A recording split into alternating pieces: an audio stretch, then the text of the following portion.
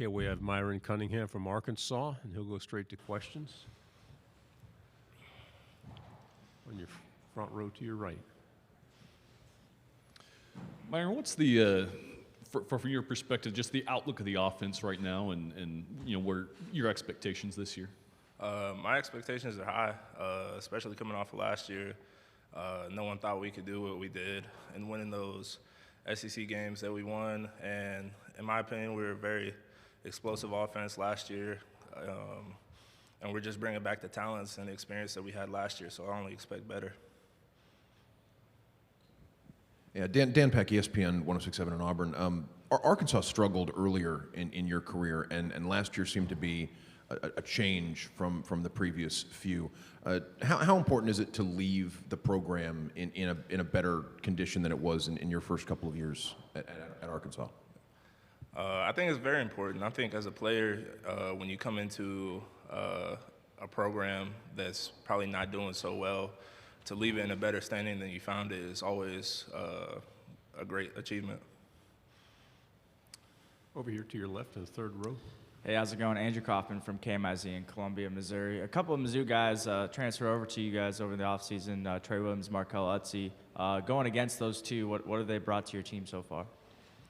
They just bring a great work ethic, and they bring a hunger and a drive that we just need on our D-line. They also bring experience. They're both very good players and have played a lot, so we're just looking forward to it, and we're proud to have them. To your right here on the front row. It seems every year you guys play Texas A&M. Those games always seem to be really close, decided by one score, or some of them going into overtime. Why do you think that is? I don't know. I just think that both sides are very fired up for the game, considering that we normally play in the Dallas Stadium. So I think both sides are just fired up, and when both teams are ready and hungry, it's just going to be a good game. To your left in the third row.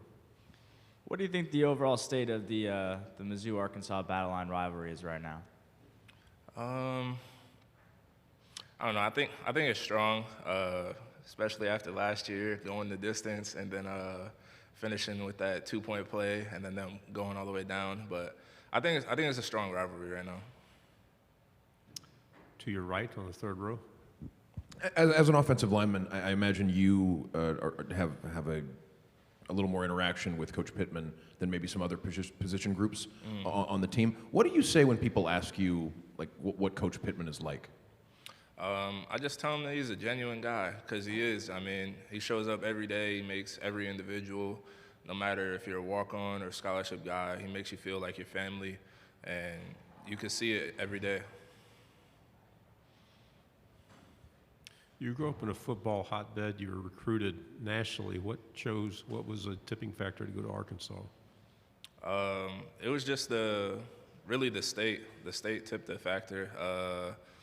I just like the environment surrounding the Hogs. The fans are crazy, but I liked it, and I still love it. But it was really just the state that tipped it. To your right on the second row. Myron, what went into the decision to return to Arkansas? You're taking advantage of the COVID year. Why did you come back? Ultimately, I came back to better myself and to better my draft stock for this next year's upcoming draft. I just feel like I'm a better player, and under Coach Pittman and now Coach Kennedy, I feel like I have all the tools I need to become that player. On the front row, to your right. You talked about, this explosive offense, expect more of the same this year. What about the defense? I mean, you go up against those guys in practice. What do you see from them, and what do you expect from this defense? I see great things from the defense. We got a great core of linebackers and DBs.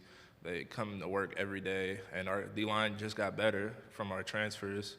So, I mean, I'm expecting great things from the defense, even better than last year.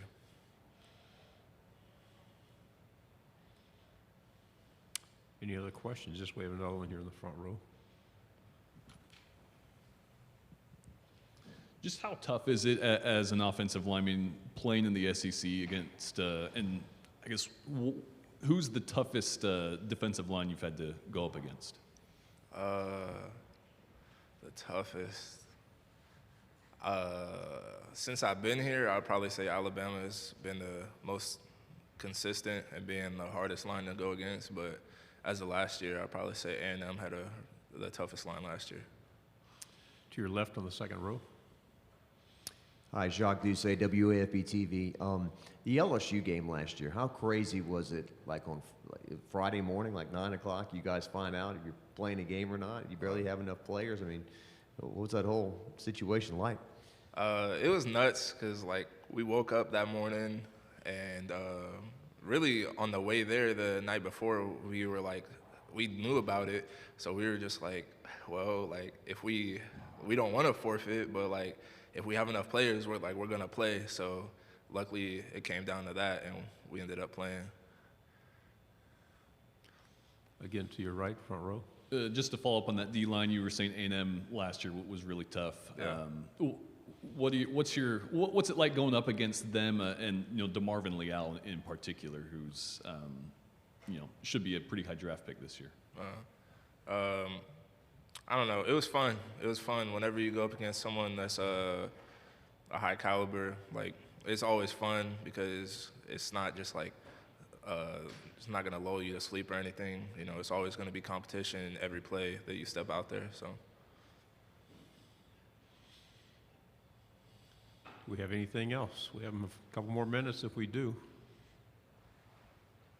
All right, Myron, thanks very much. Thank you.